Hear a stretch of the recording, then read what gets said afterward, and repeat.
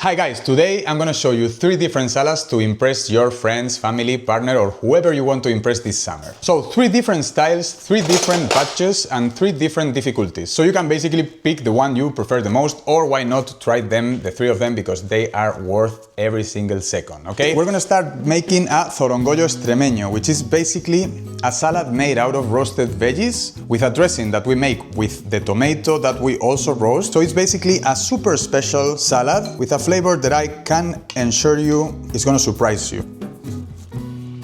It's super fresh, it's super special, even a little bit sweet because of the roasted tomatoes. If you put it on a toast with a little bit of anchovies, you bring it to a next level.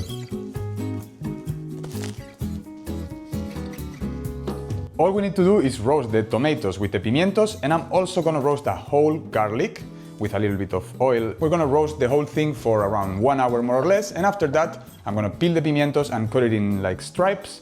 And with the tomatoes, I'm also gonna peel them and I'm gonna blend the whole thing with the garlic. That's gonna be kind of like the dressing of the pimientos itself. You're gonna see. Super easy, and it's such a clever way of making a roasted veggie salad that is special and pretty interesting. So I'm gonna get a tray for my oven. The oven is already warming up at 190 degrees. And I'm just gonna put the whole thing, you know, all the vegetables here with space enough. With the garlic, I'm gonna use a little bit of aluminum foil because the garlic doesn't have so much humidity as the rest of the vegetables. The vegetables are gonna be able to roast properly, but the garlic, if I don't do this, it may dry a little bit more than what I want. So a little bit of olive oil, a little bit of salt, okay, and the garlic just like this. And for the rest of our veggies, also a little bit of olive oil, a little bit of salt. We can also just move the whole thing so we make sure everything is well covered with oil and salt. That's all we need for now. So now we put this in the oven for around 1 hour more or less. So for this salad, we're also gonna use an onion. I'm gonna just cut it super thin, and we're gonna use it as a topping later when plating the salad. First of all, really important, the knife needs to be polished, needs to be super sharp, and I'm gonna use the chaira a little bit. After using the chaira, it's always important to clean it. Cut stripes, okay, really thin. For this salad, I want the stripes to be almost transparent.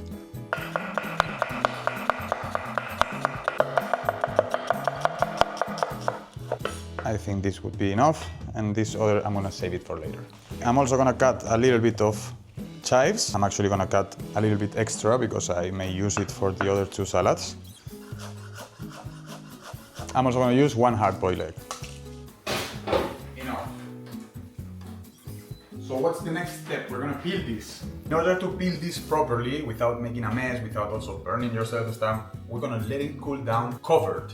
The pimientos are gonna kind of sweat a little bit, and that's gonna make the peeling way easier, okay? All the little juices are coming in, because that's gonna be part of the dressing later. I'm gonna cover it with plastic foil to make them sweat and to make the peeling way easier. So that's it, let's just cool it down. We already gave it a little bit of time, okay? This is a little bit colder now. I'm gonna remove the skin of the tomato. You can see it gets out pretty easy. And I'm gonna put this on a recipient. I'm gonna try to remove the stem. And there also, I'm gonna add this. It smells amazing. And look, we open it like this, and we do this. Bam. And this is a lot of really nice flavor. So basically now we blend this. Almost forgot something super important. Look, all these liquids. I wish you could smell it, but these liquids smells a little bit like caramel.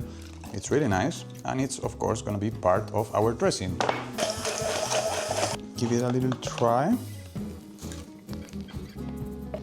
And fix the salt.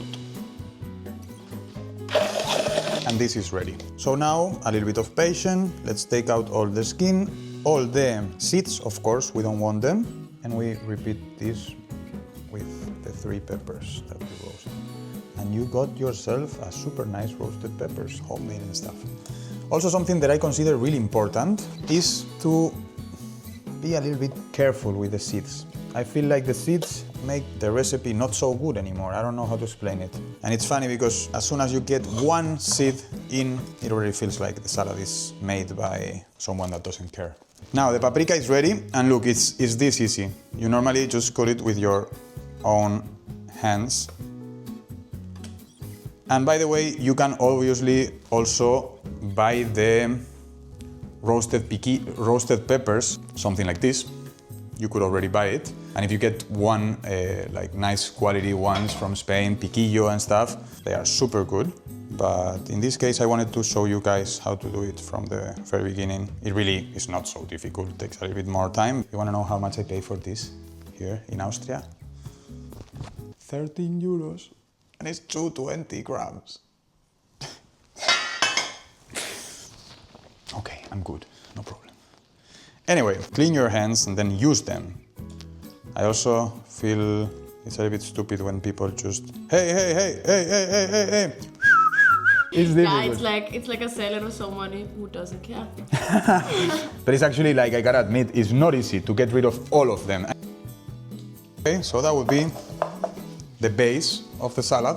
Now, we're gonna put a base of the onion, just like this. And that's kind of pretty much it. But if you're not vegan, you can do this with a little bit of egg. Works nice with roasted piquillo peppers. Final touch, and a little bit of olive oil. A little bit of black pepper. Okay, that would be the second salad. Well, the first salad, whatever. Now, the second salad we're gonna make, I think this one is the most famous of the three of them. Super typical from Spain, you're gonna see it all over, Ensaladilla Rusa. We call it Ensaladilla Rusa, but it's not Russian. It's actually... And the result is just spectacular. It's super good, fresh. The mayo brings it to a next level. I guarantee you, you're gonna love this one also. For Ensaladilla Rusa, I like to cut the potatoes in cubes to later mash them slightly in a bowl. Then go for it with the rest of the vegetables the way you prefer, but just remember that the onion is supposed to be super thin. Now incorporate the rest of the ingredients into the bowl, and you've got here the base of the ensaladilla, but the most important part is missing, which is the tuna and the mayonnaise. We're gonna collect all that flavorful oil from the tuna can, and we're gonna put it in a jar with the rest of the ingredients of the mayonnaise. We're gonna blend the whole thing to emulsify, and we're gonna get the best dressing for our ensaladilla rusa. Not only we got a homemade mayo way better than the one you buy in the supermarket, but also the oil of the tuna, the little touch of the oil of the anchovies plus the 2 anchovies. This is just an explosion of flavor, umami, the right amount of acidity, also pretty important for mayonnaise. And that's all. That's what's gonna bring the ensaladilla rusa to the next level. I like to incorporate the tuna as the very last ingredient, so I don't break it too much and I can still find big pieces when I'm eating the ensaladilla. Guys, this is the crucial moment. If you try it and it doesn't blow your taste buds, it's missing some salt and it's missing some vinegar, most likely, okay? Don't be afraid of using extra vinegar, because it's now when all the ingredients are inside here when the potato starts absorbing humidity. And if the ensaladilla rusa is a kind of dry paste, it loses all the magic that it has. So now is the moment where you put a little bit more extra vinegar. There we go. As soon as I move it, the ensaladilla absorbs all that humidity, of course the flavor, and now the texture is a little bit more smooth. And this is now on point. This is ready.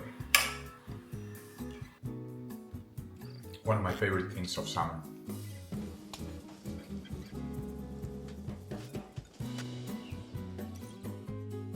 And in the third position, if you feel bougie, you want to impress someone that really, you know, you want them to like you and stuff, well, you spend a little bit more money, you get some seafood, and you make yourself this Salpicón de Marisco, okay? It's basically a vegetable vinaigrette with seafood and with a super nice dressing that we make with egg yolks, sherry vinegar, olive oil. I just love how the marinated veggies fit with the octopus and the prawns. It's just the perfect texture, also a little bit of crunchiness with the veggies.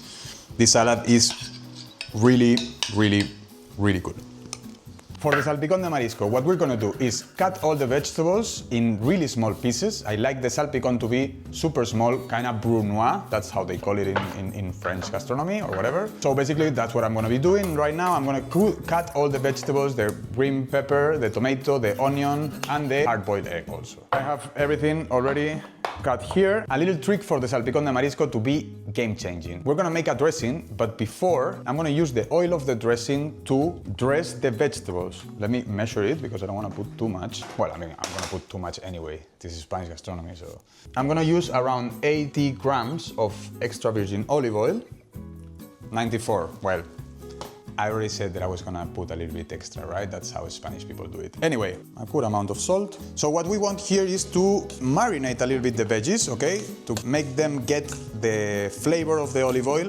And, most important, we want the olive oil to get the flavor and the liquids of the veggies. That's why we also added some salt. And now we're just gonna let this sit for a couple of minutes. On the meanwhile, I'm just gonna chop my mariscos. In this case, I'm gonna use 200 grams of octopus, and this is 250 grams of prawns, okay? That I already cooked before. The octopus, I bought it like this. If you want to buy it raw, just keep in mind that you need to either freeze it or kick the shit out of it so you break the fibers, but just buy it frozen, it's easier. And then you have to boil it more or less 15 minutes per kilo, something like that. But well, I think you can find nowadays everywhere. Quality control, you know. Really good Galician octopus. So basically, I just want to cut this more or less in slices like this, and I'm gonna do the same with the prawns. You can add to this salad any marisco, any seafood you want. In some parts of Spain they also add some white fish, which also would work really nice, like hake, or maybe, what's the name of this fish that is extremely ugly, that looks like a frog? In Spanish we call it peixe, well in Galician we call it peixe sapo, in Spanish is rape, mockfish, mockfish. Well, this one that I'm just gonna put here in a picture. Some mussels, for example, fresh mussels would be super nice. And of course, if you wanna add some crab, feel free, but it's like super expensive and a little bit annoying in my opinion. I would always try to make this salad one day in advance. So maybe if you have a lunch meeting with your family or whatever, the previous day you make this, you let it chill one night in the fridge, and the next day you're the king of the party. You're the king of the party. Okay, I have already this cut. I'm gonna put it here for a second. We already gave this around 10 minutes. So now we're gonna strain it. And I love to do this because we make sure, first of all, that all the vegetables got a little bit of flavor. They are all dressed with the olive oil, so that's perfect. You see, this is the 90 grams of olive oil plus the liquid of the vegetables, okay? So this already has a special flavor. Mix this with this already. And with the egg whites, those are 4 eggs, okay, that I also cut before. I'm gonna get another bowl because this one was too small, okay? Actually, learn from my mistake and use a proper bowl, okay? A proper recipient that have space enough so you can mix everything well, because otherwise you're gonna end up. Okay, so that's the salad without the dressing, and here we have the dressing. We have the olive oil with the flavor of the vegetables. The egg yolks are gonna act like the perfect emulsifier of our dressing. So, this in. Around 40 grams of sherry vinegar. I'm gonna add a good amount of black pepper. You make yourself a nice dressing.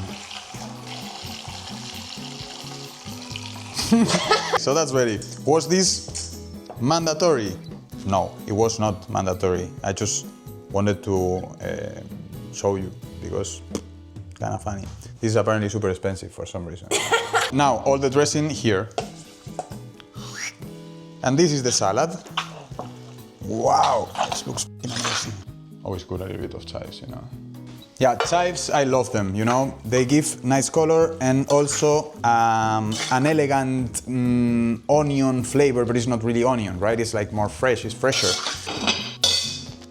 Ideally, now you put this in the fridge for 12 hours, so you give them time enough for all the flavors to marinate, to equilibrate between each other, and the next day this is amazing, okay? But now, of course, I'm gonna plate it and try it because I would not want to finish the video without it.